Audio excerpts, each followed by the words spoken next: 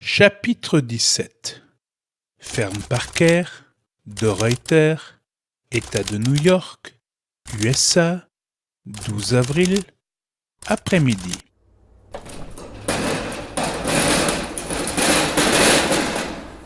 La lourde trappe en fer de l'abri anti-atomique s'ouvre d'un coup sec, laissant la lumière inonder l'entrée.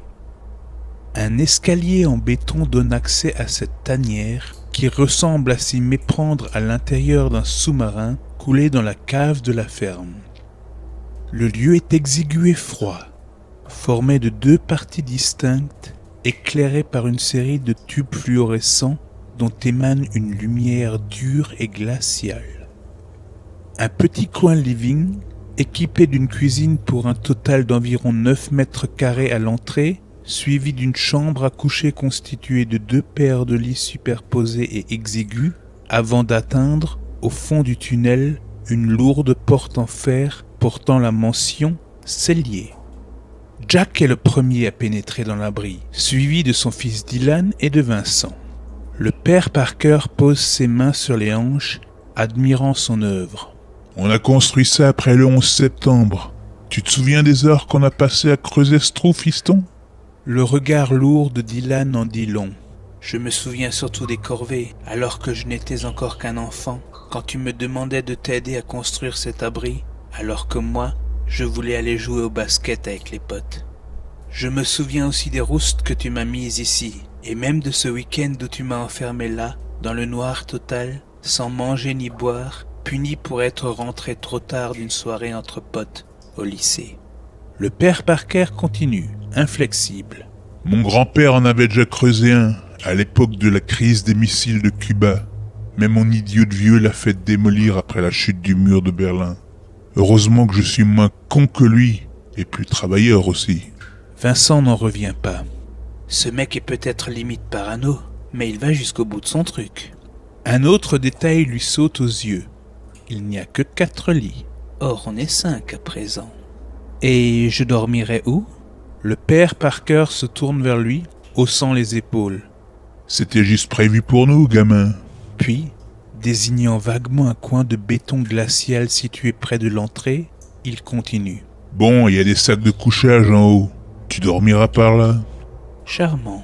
« En tout cas, fiston, tu vois maintenant pourquoi je t'ai toujours interdit d'en parler. Si les gens savaient qu'on a ce truc, on aurait plein de flemmards moins prévoyants que nous qui voudraient se planquer chez nous à l'heure qu'il est.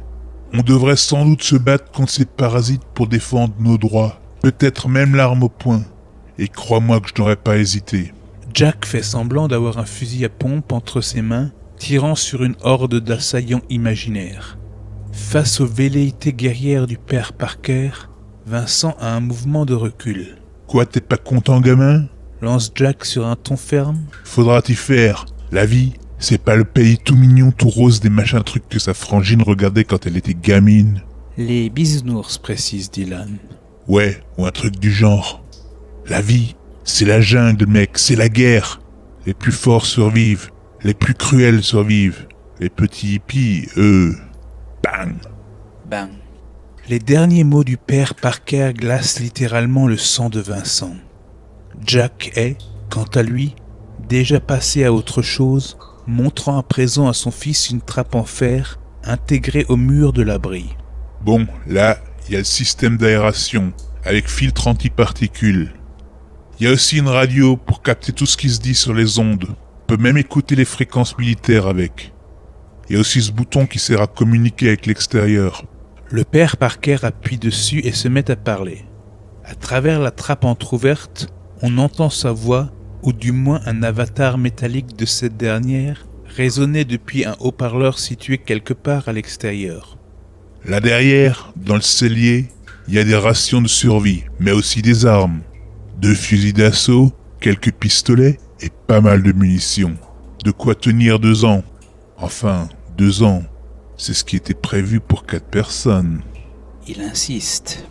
De la sueur commence à perler sur le front de Vincent.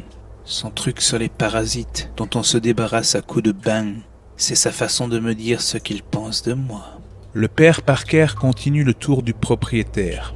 « Bon là, il y a le coin prévu pour la télé. On va la descendre avec toute la collection de DVD. Comme ça, on aura de quoi s'occuper en attendant. Et ça marche comment? Je veux dire, s'il y a une guerre, l'électricité risque d'être coupée. Il y a un générateur dans le fond du cellier. Là aussi, c'est prévu pour 2 ans. Tu vois, gamin, je n'ai rien laissé au hasard. C'est indiscutablement bien pensé. Allez, maintenant faut tout ramener là en bas. En priant pour qu'on fasse ça pour que dalle.